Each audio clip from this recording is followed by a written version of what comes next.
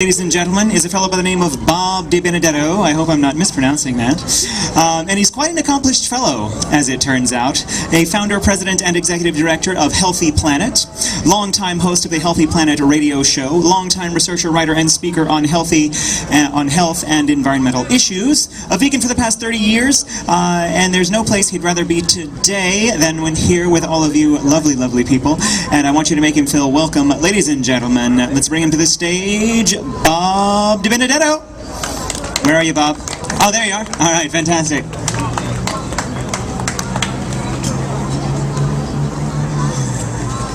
Hello, everybody. Well, I don't find it the least bit controversial, or I have no doubt about it, that the way we treat animals on this planet is horrendous, frightening.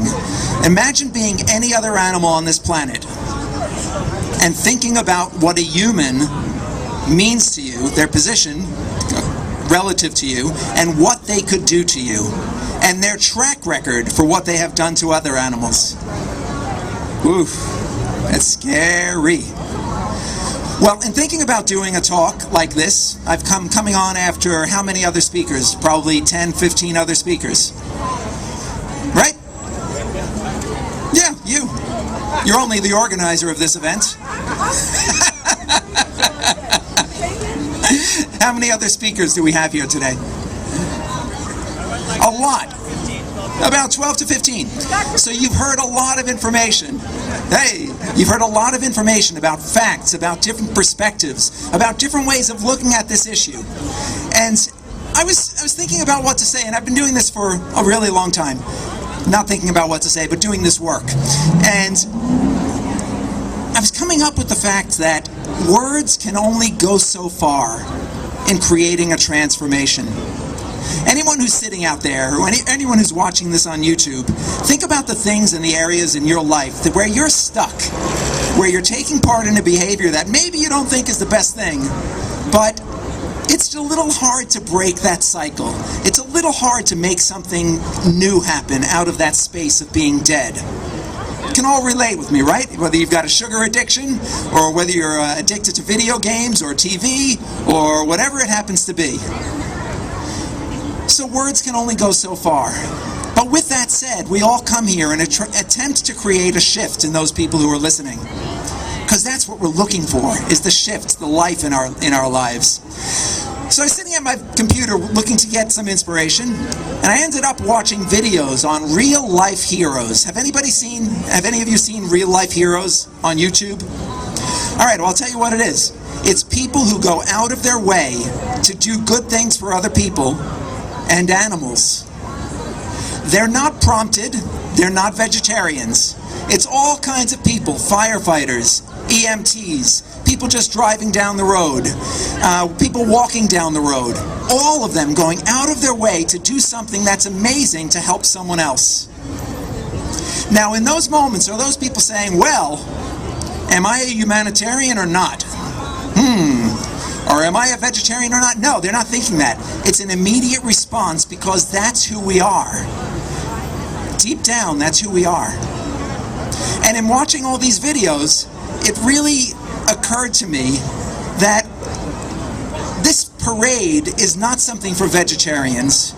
It's not something to create someone new out of someone who's sitting there, but it's something to uncover that spark that we all have and enable all of you who are watching this and who have seen all these other speakers that we've been seeing, enable all of you to put it into use, not just when there's an emergency, not just when someone's hanging off the side of a building, but when we are making choices in our daily lives, like the choice to eat, whether we're choosing a burger or whether we're choosing a salad. We have a lot of choices in front of us. You know, there were videos showing dogs on ice barges, where a freighter with all these burly men, you know, Russian freighter coming by, and they come off of their barge, and they actually do what they can to help this dog, and they rescue this dog. There's mouth-to-mouth resuscitation being given to a dog. You know, there are cats being rescued from engines, and giraffes and lions and elephants being taken out of holes that they fell into. And again, these people are probably going home and eating steaks and burgers. But that That spark is within us all. So, over the time that I've been doing this, which is 25 years, I've been teaching people about how their food choices impact their bodies and the world in as wide a way as one can imagine. All of the environmental, health, animal consequences of this issue. And people think that it's proselytizing, that I'm looking to convert people, but again, it isn't. It's more that we're trying to uncover what's already there, as is witnessed by these videos. Here we are in this world with all these other wonderful people with this wonderful heart, with this wonderful spark, who don't yet know that it can be applied to their daily actions. Last week I had the opportunity to bump into a couple of people who profess to be animal lovers.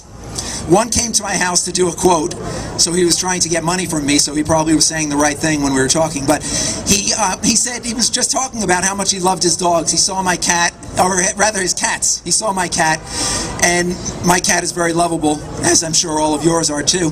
And I asked him, oh, so you're a vegetarian? And whenever I ask that, and I ask that whenever someone says that they're an animal lover, I can see that the wheels are grinding. The wheels in the brain and the wheels in the heart are grinding in two different directions. Like, wait a minute, animal lover, eating, killing, animal lover, eating, I do love my animals, eating, killing. There's no really good way to answer that question when you're put in that position, if you're still eating meat. And so, basically, people end up coming up with very interesting and bizarre answers because there is no good answer. And one of the guys responded saying, eventually, after the gears were coming up with nothing good, he said, you know what, I just like the taste too much. I love my animals, but I love the taste too much. Meanwhile, there is no way that this man would ever eat his animals if he was hungry. But he also said, when he found out that I hadn't eaten anything animal, eggs, dairy, fish, anything animal for some 30 years now, he said, oh, you look really healthy. You must have really good willpower. Willpower? No, it has nothing to do with willpower. I don't abuse children because I have excellent willpower. Is that why we don't do it? I don't abuse my wife and hit her forcefully each evening because I have very good willpower. Oh, yes, I've worked on this for many years. At this point, I think I can pretty much be guaranteed that I will not steal from my friends when I go into their homes. There's a lot of good stuff lying around, but I've developed the willpower to not really steal. And you know that knockout game that people play on the streets of New York City? Yeah, I've developed the willpower not to do that. Yeah, I got it down. See, so it's not willpower at all. It's really who we are, what we're looking to create. But you see, it looks like willpower. And the reason it looks like willpower is because everyone else is doing it. Everyone else is killing animals on a daily basis. Everyone else is taking part in an activity that causes world hunger and climate change. And they're good people and they keep doing it, and it takes willpower not to do it because everyone else is doing it. Because the action is right in front of us, but the result is distant. Way off in the distance. When I'm eating a burger, all of a sudden children aren't dying around me of hunger because I'm eating that burger. It doesn't happen that way. And yet the fact is we're using most of our growing lands to raise food for animals. Most of that food is wasted. Over 90% is wasted. And we're in a world where between 900 million and 1 billion people simply don't have enough to eat. But the result is not here. It's not in front of us. When I bite into a burger, the sea level doesn't rise and the droughts don't come. And the odd tornadoes and the weird weather doesn't happen immediately. And yet climate change is directly related to our food choices. In fact, more climate change gases, greenhouse gases, are created from livestock production than by all forms of transportation combined. All of you people who have that spark deep within you, and that's all of you, I don't care whether you're a vegetarian or not, this is information that we care about. This is not a vegetarian parade. This is a parade about being vegetarian, but being vegetarian is the result of caring. It's the result of that spark that causes all good people to do good things when they're confronted with a situation where they have a choice to make. All of you, not just the vegetarians, are in this boat together. And all of us create the solution together. Here we are on this boat creating the solution together. So our job is to go in like archaeologists, to uncover that spark with the pickaxe maybe, or the shovel maybe, or the bulldozer, but eventually with the fine brush, and point out to the people around you that this is something we all possess, and if you let it out, it's not going to be a burden. Oh, you're a vegetarian. Vegan? Oh, couldn't do that. That's tough. No, it's not tough. It is an enlightenment. And enlightenment means that it is light. It lightens you. You give up holding on to something that is not a part of you, that doesn't sit right with you deep down. There's nothing more satisfying than being who you really aspire to be and creating the results in the world that you really aspire to create. That is not a burden. That is something that all of us can celebrate, have a party about. And in fact, if you're eating meat and you finally want to look at this a different way, first of all, go into it with an open mind. Then do some research on the internet. Then ask, what is your heart telling you that you need to do? And you will arrive at a place, if you're honest with yourself, that you are ready to party with the enlightenment that's available for you. And it'll be a release party, because you're releasing the true you into this world. That is a beautiful thing.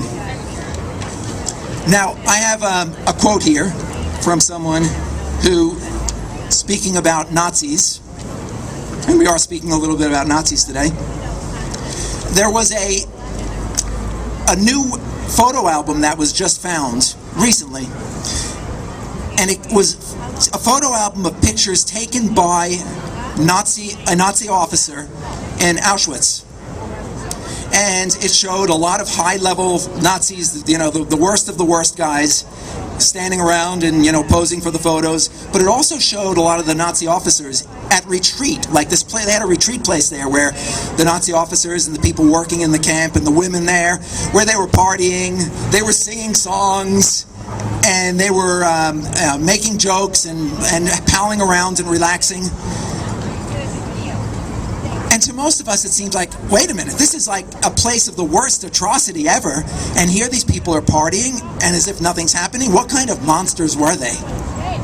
But the person who uncovered this, or was reviewing this album, said, you know something? They look like my neighbor. They look like me. So what would I be doing in that circumstance? What would my neighbor be doing in that circumstance? Now, of course, anybody watching this is going to say, if I was in that situation, I would not have been one of them. I would not have been doing that, no way. And words are great, and I know you mean that, and I know you aspire to being a person who doesn't do that. But the proof is in the pudding.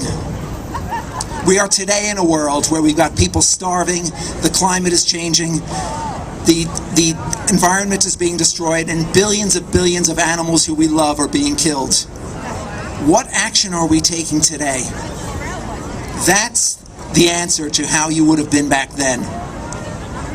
But don't worry, if you are a person who's still eating animals, that doesn't define you. You are not defined, so you can change that at any point and let your spark of caring out. Then you can say for sure, I would have acted back then because I am acting today. And there's no way that I would not have acted back then.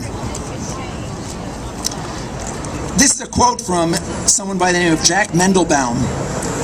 And he was a survivor of the concentration camps. He was a little boy when he went in, and just by chance he was separated from his family, who was killed. He says, you know, when we were in the camps, we would always ask, how can the world stand by and let this happen?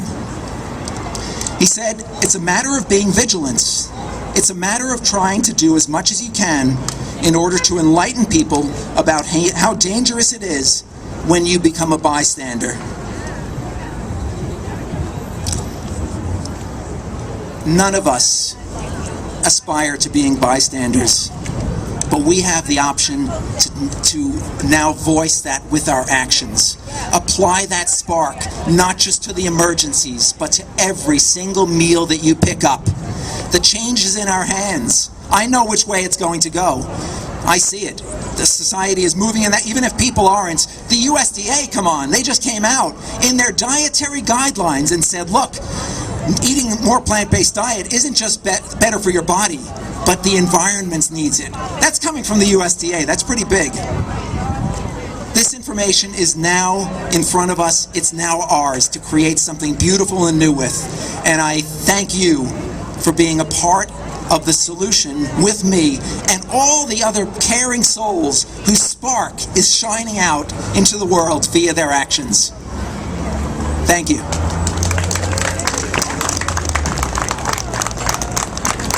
All right, very well done. Yes, standing ovation no less, right there. Enjoy it, relish it, it's yours, you earned it. You earned it. All right.